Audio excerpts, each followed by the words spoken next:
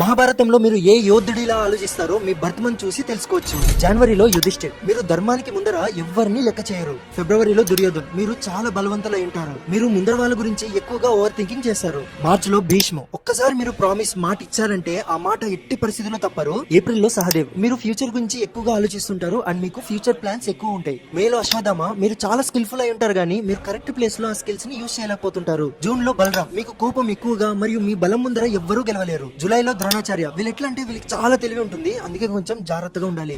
August లో అర్జునుడు, మీరు ఏ గోల్ అయితే ఏం చేశారో అది ఖచ్చితంగా చేసి చూపిస్తారు. ఫోకస్ అనేది చాలా ఎక్కువగా ఉంటుంది. సెప్టెంబర్ లో శ్రీకృష్ణుడు, ఇంకా చెప్పని అవసరమే లేదు, తెలివిలో, బలంలో, ప్రేమ చూపించడంలో మరియు ముందర వాళ్ళ ప్రాబ్లమ్స్ ని ఈజీగా సాల్వ్ చేయగలరు. అక్టోబర్ లో భీమ్, మీరు చాలా బలంగా ఉంటారు, ఒక్కసారి పట్టుదలగా ఏదైనా అనుకుంటే మిమ్మల్ని ఇంకా అక్కడి నుంచి ఎవ్వరు కదలపలేరు. నవంబర్ లో శకుని, మీ గోల్ ని మీరు రైట్ వేలో అయినా రాంగ్ వేలో అయినా ఎలాగైనా గెలవాలని అనుకుంటారు. డిసెంబర్ లో కర్ణుడు, మీలో చాలా టాలెంట్ ఉంటుంది కానీ మీరు మనుషుల్ని చాలా